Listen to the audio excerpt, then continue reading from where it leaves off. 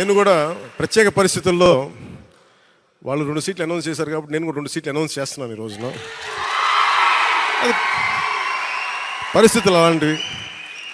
So నాకు కూడా ఒత్తిడి ఉంటుంది, అప్పుడు చంద్రబాబు గారికి కూడా ఒత్తిడి ఉంటుంది, నాకు కూడా ఒత్తిడి ఉంటుంది. కాబట్టి ఆ ఒత్తిడిని నేను కూడా తట్టుకోవడానికి రిపబ్లిక్ డే రోజున నాకు ఆర్ అక్షరం బాగుందనిపించింది. రిపబ్లిక్ డే RRR లాగా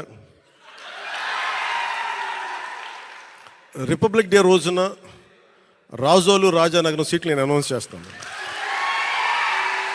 సో ఈ రిపబ్లిక్ డే రోజున అందరం బాగుండాలి, అద్భుతాలు జరగాలి మనస్ఫూర్తిగా కోరుకుంటూ, రాష్ట్ర ప్రజలకి బంగారు భవిష్యత్తు జనసేన తెలుగుదేశం ప్రభుత్వం ఇస్తాయని మనస్ఫూర్తిగా కోరుకుంటూ, ఈ పర్యాయం నన్ను నమ్మండి, వ్యూహం నాకు వదిలేయండి. ఏ వ్యూహం వేసినా నన్ను సంపూర్ణంగా నమ్మండి. నేను విహంగ వీక్షణం చేస్తాను, మీరు నన్ను నమ్మండి.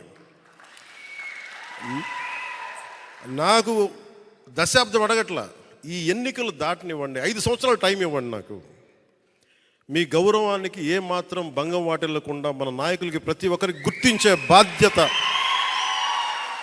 నేను సంపూర్ణంగా తీసుకుంటాను. ఈసారి కలిసి పనిచేద్దాం. ఎప్పుడు విడిపోయి మనం పలచన పడిపోయాం, ఈసారి కలిసి ఉందాం, చిక్కగా ఉందాం.